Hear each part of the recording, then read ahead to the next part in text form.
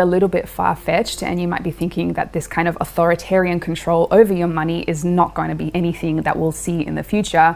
Unfortunately, this is already implemented in the world. In China, the government is already able to program what its citizens can and cannot spend their money on. Over the last few years, they've limited millions of people's ability to buy things like train tickets, passports, and luxury goods. They're able to do this because of China's intense social credit system that links each person's identity and actions to their bank account, allowing the government to see and to control everything a citizen does with their money. And it seems like the West is paying attention. In nations like Sweden, South Africa, and Canada, trials of programmable central bank currencies are already underway. In fact, almost half of the world's nations are at some stage of implementing this kind of programmable money, meaning no matter where in the world you live, this technology is likely only a few years away. Okay, so how does programmable money tie in with the personal carbon limit? Well, it all comes down to whether or not you've gone over your monthly usage, and if you have, there are two possible case scenarios for that. The most openly talked about penalty for a person going over their individual carbon limit is that they'd simply get charged for doing so, just the same as what happens to large companies today. Taken too many car trips this month, or bought a little bit too much meat? In that case, you'd simply get a bill at the end of each month from your government, so you can pay the price of being a naughty citizen. As your entire carbon usage would be tracked by a government CBDC, there would be no way to hide how much carbon you've used. And since they now also hold the keys to your money, they won't even need to send you a bill for your excess usage. Potentially, they'll just automatically pull your fine from your bank account.